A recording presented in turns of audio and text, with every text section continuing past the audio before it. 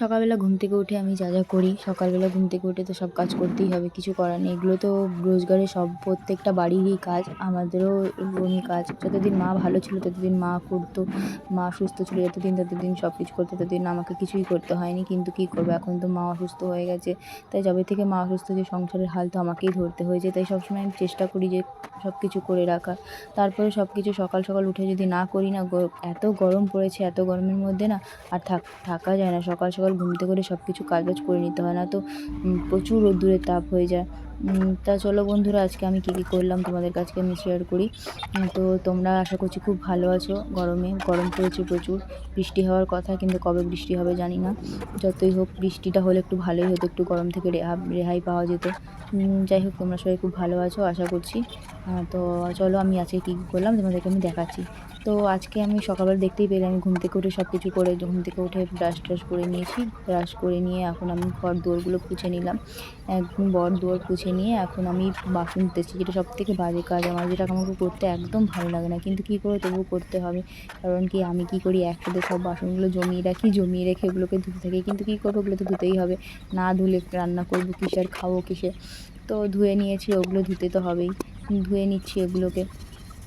তাও আমার মামা এখন আমাকে অনেক হেল্প করে দেয়, কাজে, তবুও অনেকটাই হেল্প করে। এখন আমি দোকান থেকে আসলে আমার রান্নাবান্না করে রেখে দেয়, অনেকটাই হেল্প করে বলতে গেলে তো চলো বাসনগুলো আমি ভালো করে ধুয়ে নিই, ভালো করে মেজে ঘুষিয়ে একদম পুরো চকাচক বানিয়ে দেবো আজকে। এদিকে আমার বাসন মাজছি, ধুতে ধুতে আমার পুরো কোমরের ব্যান্ড আজকে বেরিয়ে যাবে, আজকে পুরো ব্যান্ড বেরিয়ে যাবে। তার কারণ কি, আমি এত বাসন জমিয়ে রেখেছি না, দুদিন ধরে বাসন ধুতে ধুতে আমার পুরো অবস্থা খারাপ। আর কোমরে আমার এমনিই ব্যথা করতে থাকে, বাসন ধুতে বলছি না, সারাদিনই এত বাসন হয়ে যায় না, ধুতে ধুতে আমার পুরো কোমরে পুরো ব্যান্ড বেরিয়ে যায়। যাই হোক, এদিকে আমার বাসন ধুচ্ছি, আর এদিকে দেখতেই পাচ্ছেন আমার হাঁসগুলো সব এসে সামনে দাঁড়িয়ে আছে। ওরা শুধু সুযোগ পেলেই হলো বাসন সব এলোমেলো করে দেবে, পুরো নোংরা করে রেখে দেবে। তবুও ওদেরকে ভাগিয়ে আমি কাজ করি। এদিকে হাঁস, মুরগি, বিড়াল সব চলে আসবে, আমি যখন বাসন ধুতে বসবো না, সব চলে আসবে। তো ওরা এত জ্বালাতন করে না সবসময়, আর বলে বুঝাবো কী করে। পুরো কাদাগুলো পুরো একদম করে রেখে, দেখতে পাচ্ছেন না পুরো কেমনি করে পুরো চড়াচ্ছে, পুরো একদম জল পেলেই হলো ওদের। আমি বাসন ধুতে থাকি, আর প্রতিদিন এরা এরকম করে জল পুরো নোংরা করে দেয়। এদিকে হলো আমার কতগুলো মুরগির বাচ্চা আছে, ওরাও এসে এরকম জ্বালাতন করতে থাকে আমাকে। এসে বাসন ধুবো আর ওরা সব এসে বসে যাবে, ঠোকরাতে থাকবে, খাওয়ার জন্য করতে থাকবে। আমি ওদেরকে ভাগাতে থাকি, তবুও ওরা এসে বসে যাবে। যাই হোক, এদিকে আমি বাসনগুলো একটু ধুয়ে নিই জলদি করে, না ধুলে পরে পুরো আবার জমে যাবে। তো ভালো করে ধুতে তো হবেই বাসন ধুতে দিতে না কি বলবো, আর আমার পুরো কোমরের বাতি সব ঢিলা হয়ে যায়। সারাদিনই বাসন ধুতে মনে হয়, সারাদিনই বাসন ধুতে শুধু ধুতেই থাকি। কী করবো, বাসন তো ধুতেই হবে, না ধুলে কী করে চলবে, এগুলো তো করতেই হবে। এগুলো তো ডেলির কাজ। বাসন একবেলা যদি না ধুই না, 10 বেলা পুরো বাসন পুরো ভর্তি হয়ে যায়। আমি ওই জন্য ডেলি আমি ধুয়ে নিই। যাই হোক, কোমরের তো ব্যান্ড আমার বেড়ে গেছে, আজকে প্রচুর কোমর ব্যথা হয়ে গেছে।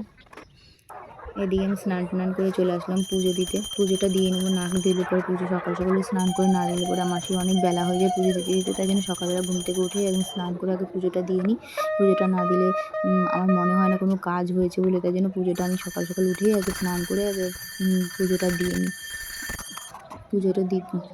এদিকে পুজো শেষ হয়ে গেছে আমার।